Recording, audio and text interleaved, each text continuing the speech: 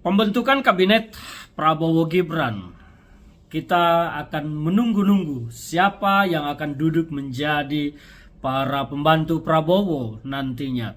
Tapi bagi saya kali ini bukan mau membahas siapa-siapa orang yang akan duduk menjadi pembantu Prabowo, tetapi membahas tentang sikap Gibran Rakabuming Raka yang memberikan statement akan konsultasi termasuk dengan Ibu Megawati Soekarno Putri soal penyusunan kabinet. Bagi saya ini adalah langkah offside dari seorang Gibran yang posisinya adalah seorang wakil presiden terpilih.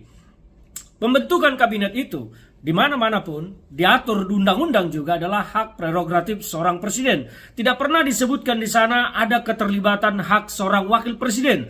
Maka ini yang harus dipahami oleh Gibran supaya mengerti tentang aturan, konstitusi dan undang-undang. Memang Gibran lahir dari sebuah aturan atau ketentuan-ketentuan yang cacat etika ya sejak dari Mahkamah Konstitusi, tapi Gibran harus berhenti berbicara dan melakukan praktik yang menyimpang dari aturan, menyimpang dari konstitusi.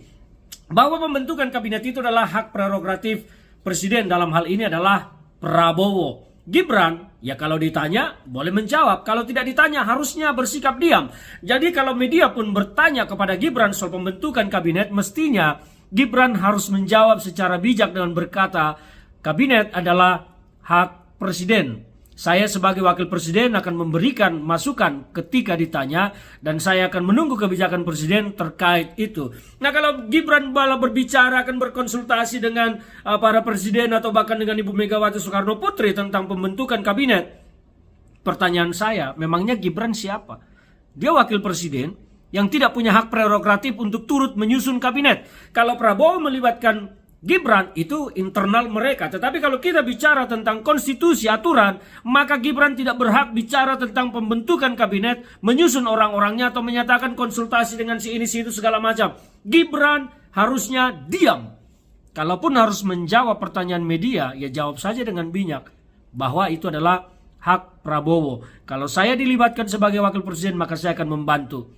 Kalau tidak, saya akan menunggu kebijakan presiden, yaitu Pak Prabowo. Harusnya Gibran seperti itu. Dan ini sikap yang menurut saya adalah sikap yang mungkin tanda-tanda bahwa Gibran ada punya ekspektasi atau niatan untuk melangkahi Prabowo.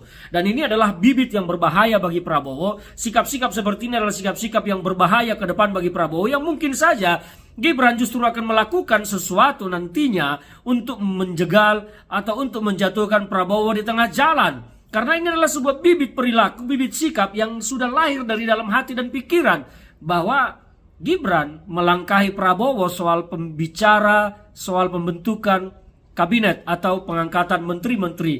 Dan ini berbahaya bagi Prabowo ke depan yang bisa saja wakilnya Gibran merasa punya hak besar, punya hak yang sama, atau mungkin dia merasa punya saham 50% di dalam kabinet ini karena bapaknya mendukung Prabowo. Jadi dia merasa punya hak, punya kekuasaan juga untuk menyusun menteri. Maka ini akan menjadi bibit perpecahan yang besar ke depan. Dan ini harus diwaspadai oleh Prabowo. Justru kalau mengikuti apa yang disampaikan oleh Pak Luhut Binsar Panjaitan jangan membawa orang toksik, ya inilah salah satu ciri-ciri toksik nantinya dalam pemerintahan Pak Prabowo, di mana wakil presiden ingin menjadi matahari kembar di pemerintahan. Kita pernah melihat sejarah bagaimana SBY JK panas karena seperti ada matahari kembar. Jokowi JK juga panas karena seperti ada matahari kembar. Nah, kalau sekarang Gibran mau meniru apa yang terjadi sebelumnya, SBY JK, Jokowi JK, ya tentu Pak Prabowo sebagai presiden tidak akan menerima itu. Dan ini adalah pelajaran kecil buat Gibran supaya semakin mengerti bagaimana menjadi pejabat publik. Apalagi sekarang kelasnya langsung wakil presiden yang waduh luar biasa sekali. Gibran ini harusnya belum layak lah menjadi gubernur saja, mungkin belum. Tetapi karena bapaknya yang berkuasa, maka Gibran bisa mencapai kursi wakil presiden. Dan ini saya harus ingatkan Gibran. Saya warga negara Republik Indonesia, saya masyarakat berhak mengingatkan saudara Gibran untuk tidak melangkahi konstitusi. berjalanlah, berdirilah di dalam konstitusi meskipun lahirmu menjadi cawapres waktu itu adalah anak haram reformasi dan anak haram konstitusi. Tetapi jangan teruskan tabiat-tabiat melanggar konstitusi, mengakali konstitusi. Berhentilah bicara melangkahi presiden. Anda wakil, kalau ditanya ya jawab, kalau nggak ditanya ya diam. Ikut saja apa yang diperintahkan dilakukan oleh presiden terpilih.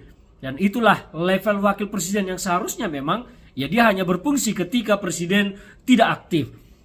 Wakil presiden itu hanya berguna ketika presiden tidak aktif. Kalau tidak ya sudah, Anda sabar menunggu. Anda duduk diam sebagai wakil yang berguna ketika presiden tidak ada atau tidak bisa beraktivitas atau sudah tidak bisa lagi melaksanakan tugasnya. Jadi apa yang disampaikan oleh Gibran terkait akan konsultasi penyusunan kabinet kepada presiden, tokoh dan termasuk Bu Megawati Soekarno Putri, itu adalah sebuah sikap melangkahi konstitusi. Karena konstitusi kita tidak pernah menyebut pembentukan kabinet itu keterlibatan wakil presiden, tetapi murni dan mutlak hak prerogatif presiden.